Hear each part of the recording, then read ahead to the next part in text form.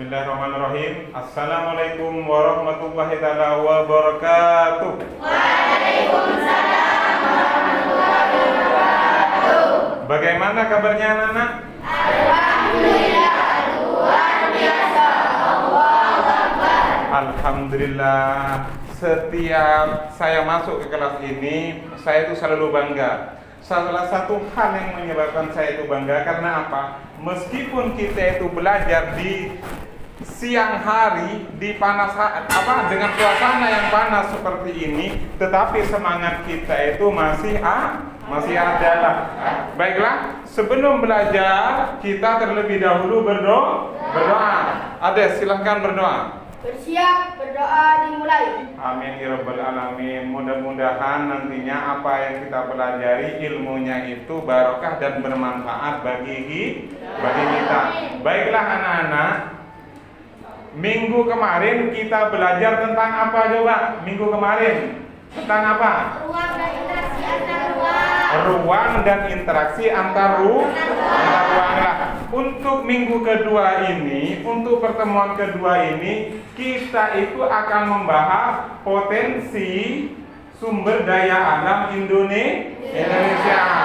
Lah, tujuan pembelajaran dengan kalian mempelajari materi ini, kalian itu satu harus mampu atau bisa menjelaskan potensi sumber daya alam yang ada di Indonesia itu seperti apa. Terus yang nomor dua, kalian itu nantinya bisa menjelaskan potensi daerah kalian masing-masing.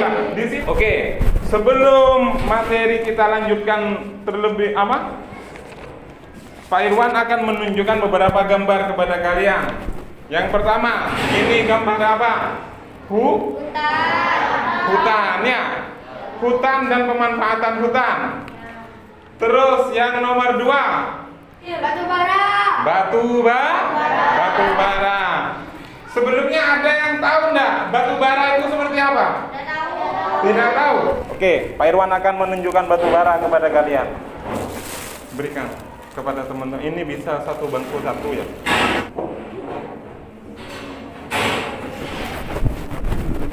Berbeda dengan arah. Coba bisa dilihat. Coba dilihat dulu.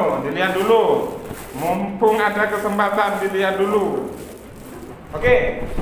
Sebelum Bapak melanjutkan materi, kira-kira ada yang mau bertanya?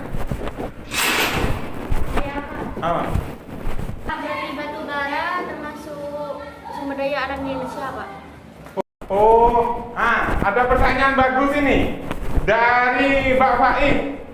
Apakah batu bara termasuk potensi sumber daya alam Indonesia? Gitu ya. Sebelum Bapak membahas ini, sebelum Bapak menjawab, terlebih dahulu Bapak memberikan kesempatan kepada kalian untuk membaca LKS. Coba dibaca dulu.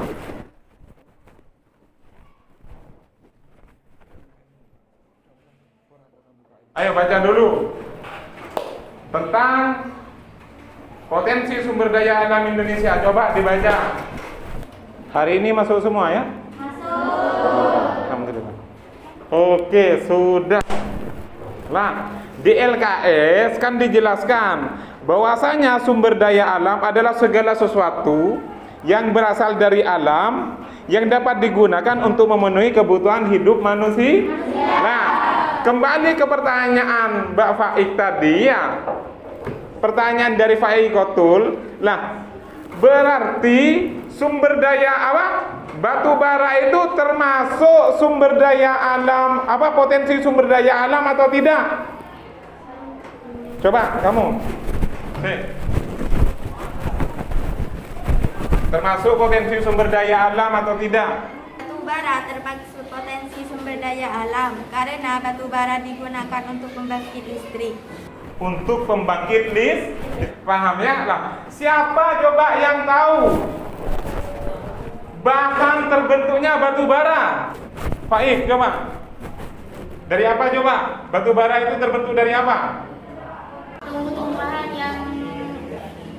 yang sudah mati selama beribu-ribu tahun. Coba. Manfaat hutan apa saja? Siapa yang tahu? Ya, Coba. manfaat hutan 1. Menyimpan air dan hujan.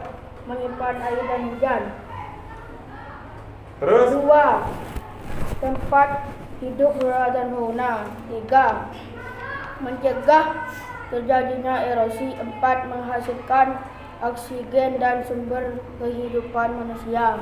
Nah, bagus. Yang terpenting di sini termasuk itu jawaban yang poin 4 nah, ternyata hutan selain bisa memproduksi kayu lah. Produksi kayunya kan bisa digunakan seperti ini. Terus lemari, terus juga pintu. Ternyata selain itu hutan juga bisa memberikan dampak positif yang lain, yaitu apa? Hutan itu bisa memberikan oksigen yang segar atau udara yang segar, yang mana itu sangat dibutuhkan oleh kehidupan manusia. Maka dari itu ya, kita kalau menebang pohon, orang tua kita itulah sampaikan kepada orang tuanya, kalau menebang pohon, mau membuat rumah, sehabis menebang pohon kita itu melakukan penghijauan kembali dengan cara menanam pohon kembali. Paham ya nak ya? Oke. Selanjutnya, sumber daya alam itu dibagi menjadi sumber daya alam yang dapat diperbaharui dengan sumber daya alam yang tidak dapat diperbaharui. Siapa yang bisa menyebutkan sumber daya alam yang tidak dapat diperbaharui? Siapa coba di sini? Kamu.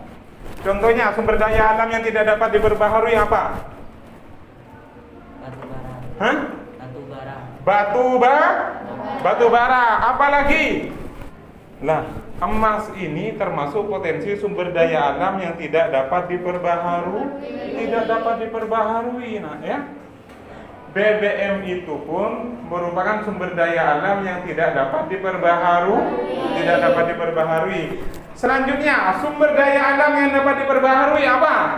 Tumbuh-tumbuhan. Tumbuh-tumbuhan. Loh, kok bisa Pak tumbuh-tumbuhan itu merupakan sumber daya alam yang dapat diperbaharui Pak? Seperti kata saya, sehabis menebang akan ada penghijauan kembali. Kan ada pembaharuan. Nah, untuk membentuk batu bara ini berarti dibutuhkan ribuan tahun. Paham?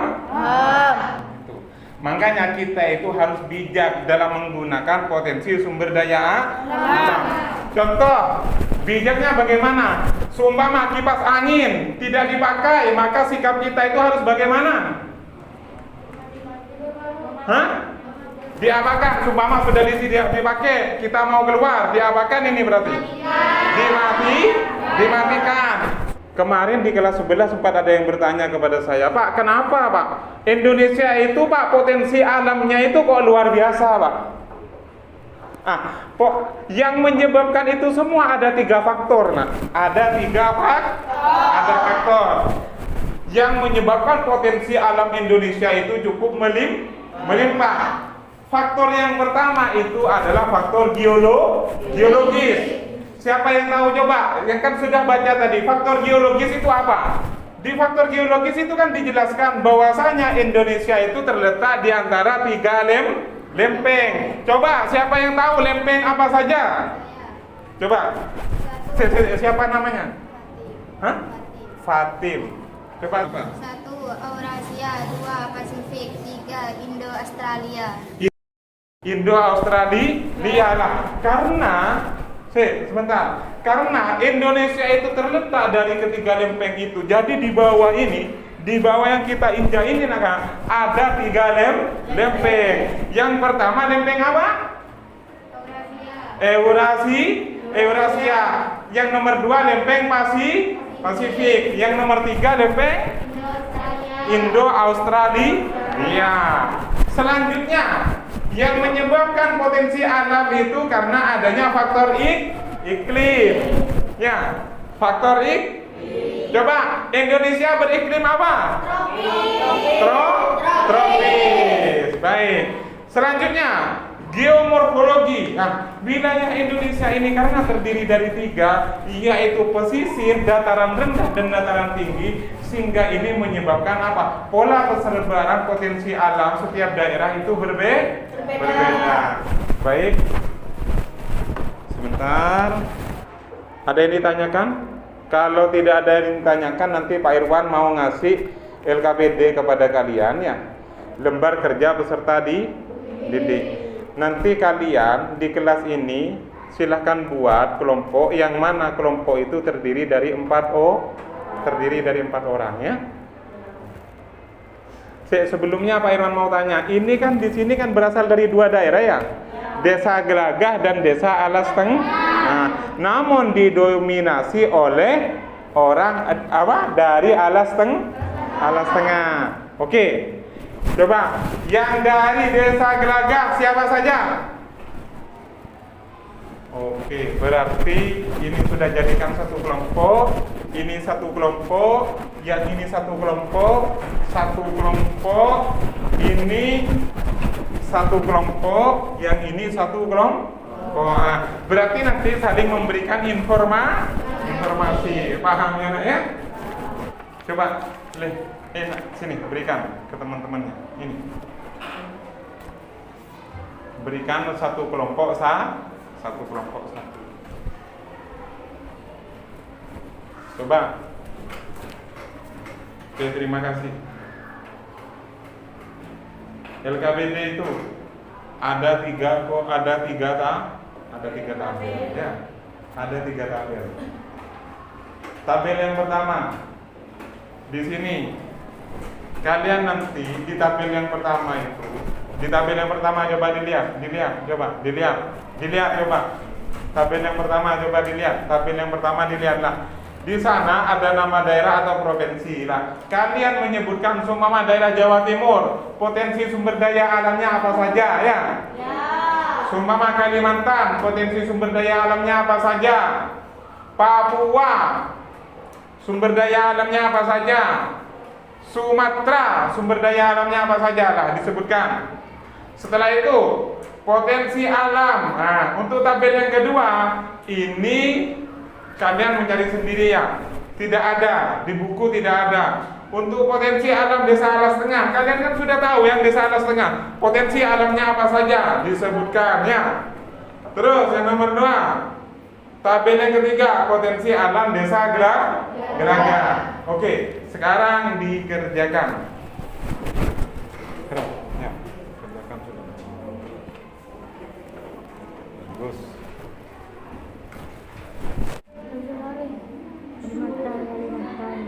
Apa?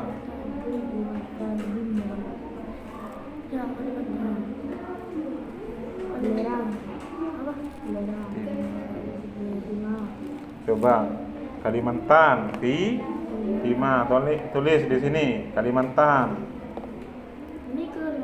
Ya, berarti Timah. Oke. Sambil lalu dikerjakan, sekarang Pak Irwan minta perwakilan dari satu kelompok untuk maju ke depan.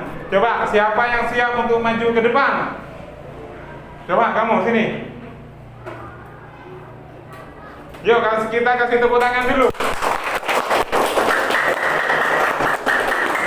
Sudah. Oke, bisa dilepas maskernya lah. Oke, dilepas dulu maskernya. Nggak mau? Oke, yuk. Nama daerah provinsi dan potensi sumber daya alam. Yang nyaring, agak nyaring. Papua, sumber daya alam emas. Sulawesi, sumber daya alam tembaga. Jawa Timur, sumber daya alam belerang. Kalimantan Timur, sumber daya alam timah. Sumatera, sumber daya alam gas alam. Oke, sebentar. Di sini disebutkan nama daerahnya ya untuk tabel 1 ya. Papua menghasilkan emas. Yang nomor 2 apa ini? Sulawesi menghasilkan tembaga. Setelah itu Jawa Timur. Di sini Jawa Timur menghasilkan belerang. Di mana kata tadi Pak Iwan? Kawah Ijen. Kawah Ijen itu terletak di antara Kabupaten Bondowoso dan Kabupaten Banyuwangi. Oke, selanjutnya. Potensi alam Desa Alas Tengah. Coba perhatikan. Bagi yang tidak setuju angkat tangan nanti. Ini potensi desa alam alas tengah. Coba. 1. Batu bata. 2. Jagung. 3. Tebu. 4. Pohon jati. Pohon jati. Nah, saya kira yang alas tengah ini benar. Karena apa? Di samping-samping kita banyak yang menghasilkan batu bata. Terus yang nomor 2. Kenapa? Yuk coba di sini kok bisa menghasilkan jagung? Sumber airnya sedikit. Jadi kan jagung itu tidak begitu memerlukan air. Sehingga apa? Petani alas tengah itu banyak yang menanam jagung. Apa itu lagi nak? Tebu. Karena itu banyak ya? Apa ini lagi? Pohon jati. Oke, selanjutnya tabel ketiga. Potensi alam desa gajah. 1. Pasir. 2. Batu. 3. Tembakau. 4. Padi. Pasir. Coba. Pasir, batu, tembakau, padi. Pasir, batu, tembakau dan padi. Ada yang ditanyakan untuk desa Geraga? Ada apa tidak?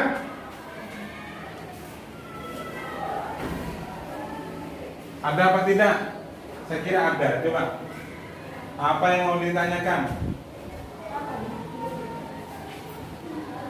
Oke, kalau tidak ada yang bertanya. Pasir dan batu itu termasuk galian apa? Galian C ya. Jadi apa-apa yang diambil di Sungai Geraga itu ya, yang berupa batu, pasir, kerikil itu termasuk galian C. Nah, oke, ini yang harus kita diskusikan sekarang. Untuk tabel 2 dan tabel 3 yang harus kita diskusikan.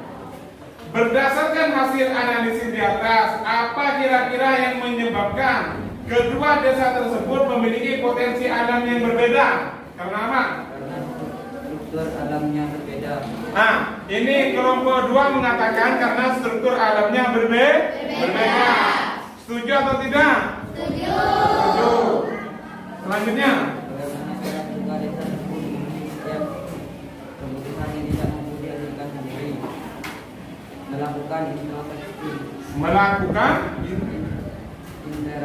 Melakukan interaksi seperti materi kita yang kemarin ya, pertemuan pertama ya, interaksi antar ruang. Jadi seperti desa Alas Tengah, apa yang tidak mampu dihasilkan di desa Alas Tengah, kita harus melakukan hubungan atau interaksi dengan daerah yang lain. Oke, apa kira-kira ada pertanyaan lagi? Tidak ada. Oke, kita beri tepuk tangan dulu.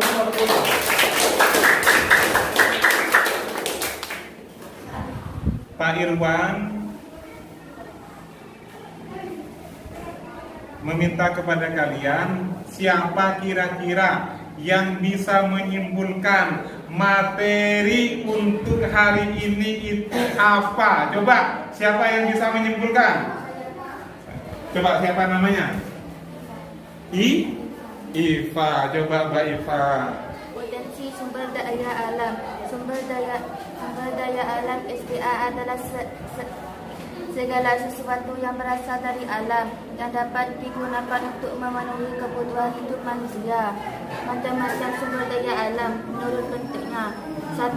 Sumber daya alam dapat diperbarui, contohnya tumbuhan dan hewan. Sumber daya alam yang tidak dapat diperbarui, contohnya barang tambang seperti batu bara, emas, besi. Oke, itulah kesimpulan hari ini ya. Baiklah, pertemuan kali ini kita akhiri dan Bapak meminta tetap jaga kesehatannya. Assalamualaikum warahmatullahi wabarakatuh.